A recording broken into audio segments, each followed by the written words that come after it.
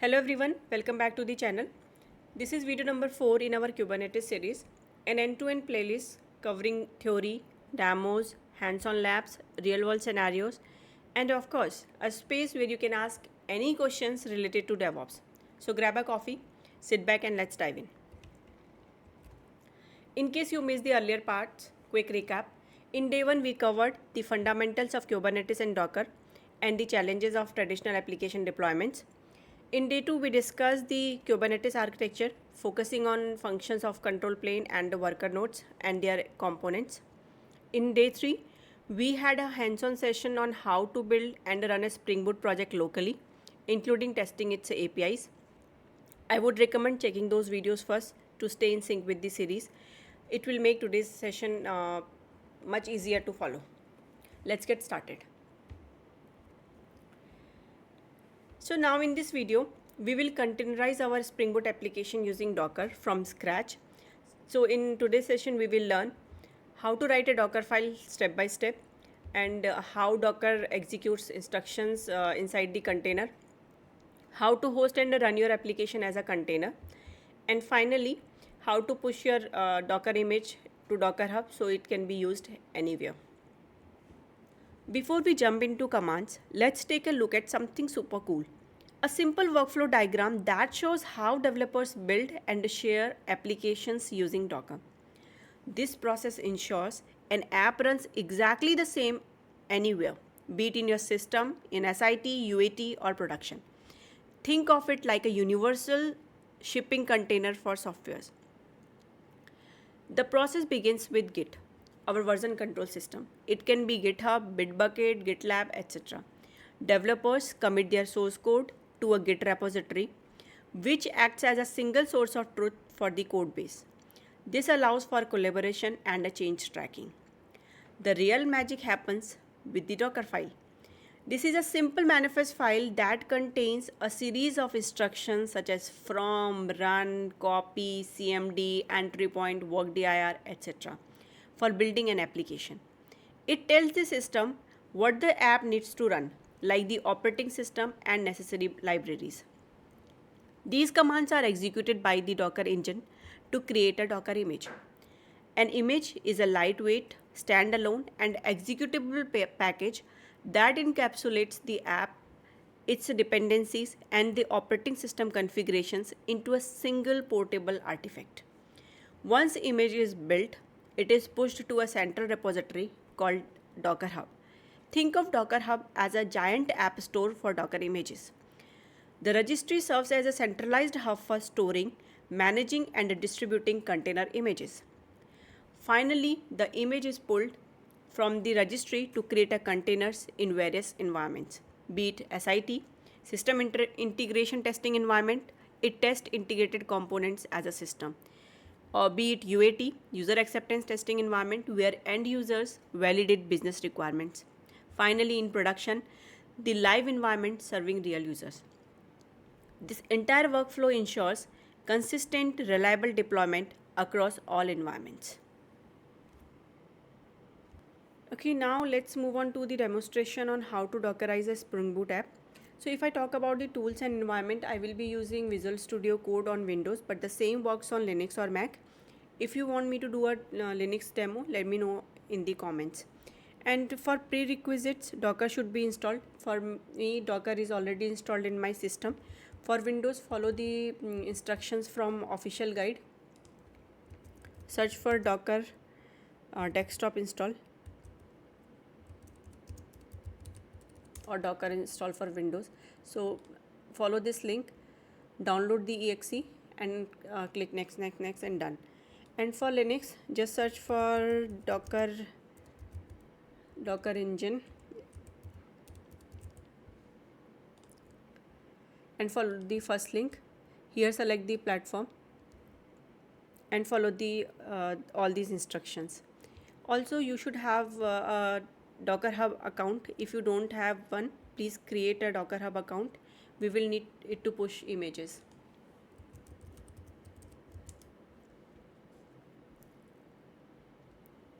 Okay, I already have DockerHub account, so I will log in. If you don't have, click sign up and create your account. Now let's go back to our Visual Studio Code where our project is already built and ready. The structure looks like this. Inside src main Java, our source code is available, and inside resources application.properties contains Spring Boot configurations. Inside target folder, we had already built jar in our last session using Maven, and pom.xml contains all the configurations and dependencies with respect to this project. Let's get started by creating a Docker file. So I'm using Visual Studio Code terminal. So we can use touch command to create a Docker file with D caps. So Docker file is being created. Well, I'm following the default naming convention, but you can use custom name if you want. Just remember to mention it during the Docker build command. Okay, quick reminder, Dockerfile is just a set of instructions that Docker uses to build and run the container. Each instruction does one specific task. The first instruction is from instruction. For each Docker image, we need some base image. So base image is to run any app, we need a base image. Each base image comes up with a minimal operating system and a required dependencies. Our application needs Java, so we can use OpenJDK. So if we go back to DockerHub and here search for OpenJDK, it will show us the Docker official images. Inside tags, you will find all the different versions. So we will use OpenJDK Alpine version because Alpine is a lightweight Linux operating system that keeps the image size small. So here we can select 19 JDK Alpine. So just copy this image and go back to your Docker file and paste it here. The next instruction is workdir. Workdir, we can consider it as CD inside Linux. So workdir /app means CD inside /app in the container. Next we copy the jar generated from the target folder inside the container. So we will use copy instruction. So copy is similar to cp command in Linux. So copy, then target /sh hyphen students snapshot.jar. Let's keep the same name inside the container as well, or we can use dot. Means it will copy the sh students 001 snapshot.jar from target folder inside the container and inside /app location. Next instruction is expose the port. So for that we will use expose instruction. So we will be using 3000 port as inside properties application.properties file. We have used the same port. So without exposing the app on a port, it won't render on the public internet on a specific port. Our Spring Boot app runs on a 3000 port. So as mentioned in application.properties file, so I am using 3000 port here as well. Now to run the application, we will use cmd instruction. So let me explain this. Spring Boot has an embedded Tomcat, so we don't need to install Tomcat separately just to start the app using Java. So either you can use an entry point or CMD. I'm using CMD. We can discuss what is the difference between CMD and an entry point later. So we will be using the same command which we had used in our previous session when I was demonstrating the manual way. So Java -jar, and then we will run this jar.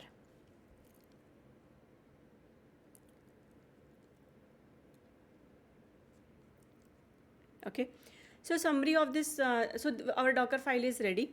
Now let me save it. Summary of this Docker file is, we start with OpenJDK because our app needs Java. We copy the built jar inside the container, and that is to inside the /app location. We expose the port at 3000 because that's what the app uses. Finally, we run it using Java -jar.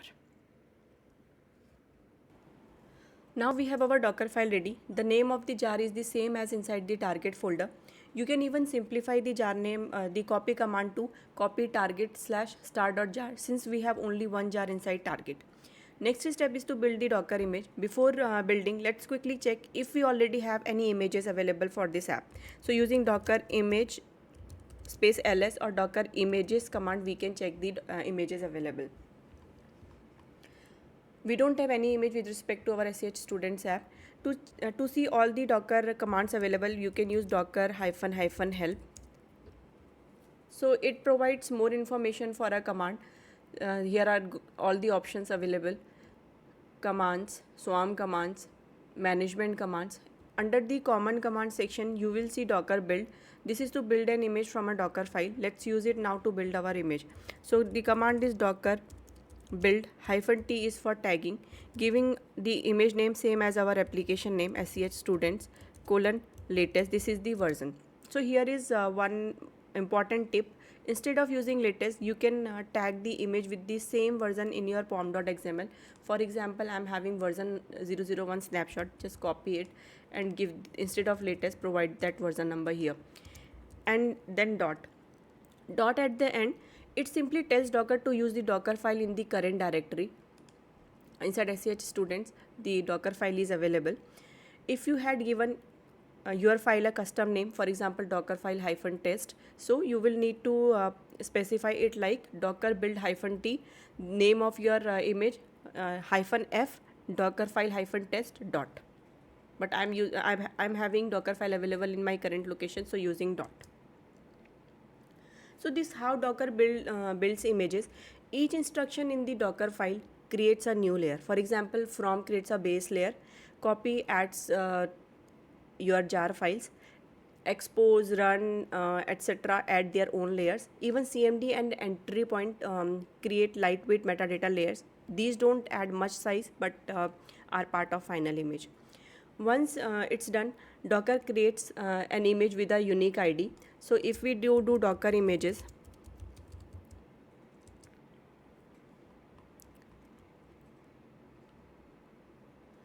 so now we have our new image available, SCH students, with the tag 001 snapshot, and this is the image ID.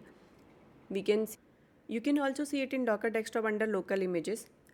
Under Docker desktop, images local, our image is available. It is not pushed to DockerHub yet, so under hub repositories, our image is not available yet. Now it's time to push our image to DockerHub. First, log into your DockerHub website with your credentials. If you don't have an account yet, pause here, sign up, and then log in with the correct details. So I am already having account, so I will click on sign in and provide email address and password. Click on continue. Once you are logged in, you will need to create a repository here. So click on create a repository. So I'm giving it name as SCH-students, the same name as our Spring Boot app. Make sure it's set to public. Click on create. Next step, we need to tag our image using docker tag command. Copy this. Go back to your Visual Studio Code. Use command docker tag.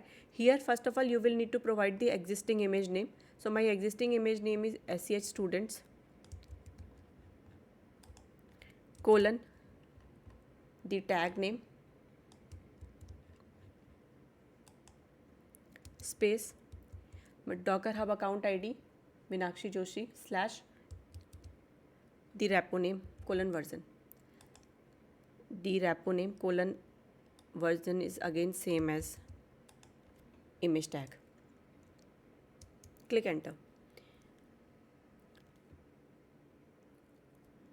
If you do Docker images again, you will see an additional image tag with the DockerHub account ID. Finally, push the image using the docker push command. Docker push and the image name colon the tag.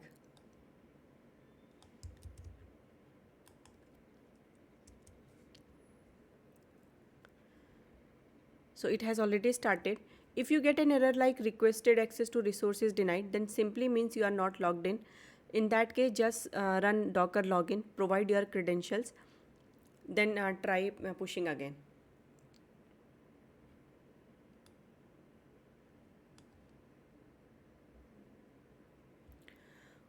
Once published, you can see your image in the Docker Hub, also under the Hub section in the Docker desktop. So go back to your Docker Hub,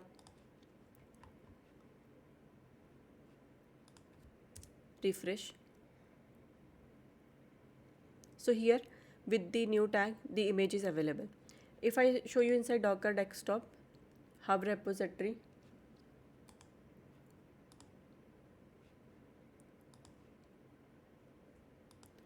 under Hub repositories, so the newly created image is available here as well. So here is one fun fact. Docker automatically compresses image during the push. So here you can see the size difference. So here the size is 235.9 MB in the Docker Hub, but in the local the size is 378.66. Now comes the final part, running this image anywhere, whether it's SIT, UAT or production, all you need to do is pull and run it. Let's simulate that on one of my Linux servers. We will pretend this as our SIT environment. Before that, make sure Docker is already installed in this system. So if we do docker -- version, so Docker is already available here. We just need to pull that image using docker pull command, docker pull, then image name and tag. So this is my image name, colon, tag.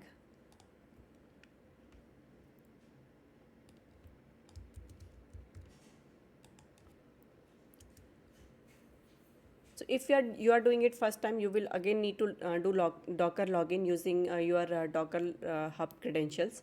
So I have already logged in, so I'm not getting such error.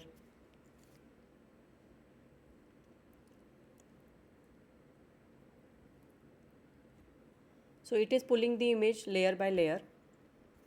So it will take some time.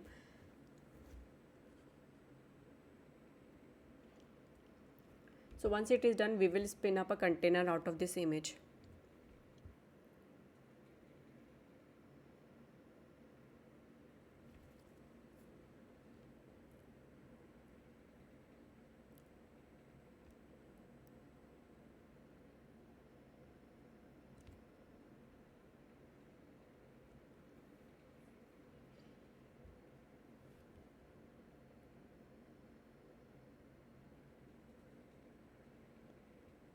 It has successfully pulled the image from Docker Hub. If we do docker image ls, so this image is available in our SIT server as well. So need to spin up a container using this image. We use docker run command, docker run -dt is detached terminal mode, and give it a name hyphen name. Let's give it the same name as our application name, sh students, and -p is for port mapping. Map host port 3000 we have mentioned in application, so using the same port here, host port with the container port is 3000, and the image name, or we can provide the image ID as well. After running this, you will see a unique ID. This is the unique ID. To verify, we can do docker ps. So 9 seconds ago, this new container, sh students container, is created. Once it is up, we can open our browser to test the API. Go back to browser, click here. Before that, check the IP. Now we can test the API. First, copy the IP of the server. This is my IP of the server. Copy it in Notepad. Port number is 3000. And grab the endpoint from the controller class. Go back to your Visual Studio Code. Open src main java controller, student controller.java.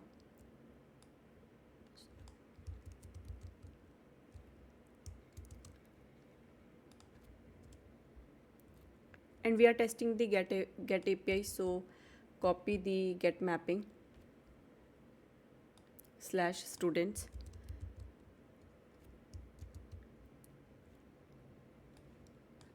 Now open your browser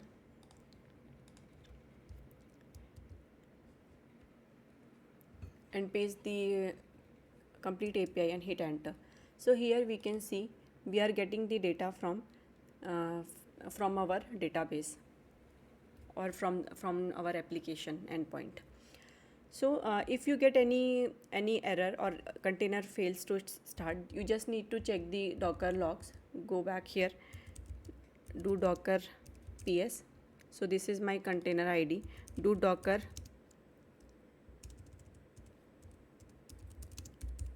logs -f and the container ID. You will see all the logs here. Or for more details about the container, you can do Docker inspect and then container ID. So it will provide you all the details, like what is the your container name, what image being used. Let me show you. This is the container ID, when it was created, what is the path, what are the arguments being used, and what is the image ID. All the details will be available here. If you want to go inside the container, you can do Docker exec -it interactive mode, then container ID, and can do bash or sh. So we are inside the container ID, and you can see we are directly inside the /app, which is the work dir mentioned in our Docker file. So well, that's it for today's session. We have successfully containerized our Spring Boot application using Docker. In the next video, we will take this Docker image and deploy it inside Kubernetes, and that's where things get really interesting. If you run into any Docker related issues and have any questions, drop them in the comments. I always check and reply. Don't forget to like, share, and subscribe, and you don't miss day 5 of this Kubernetes series. Thank you.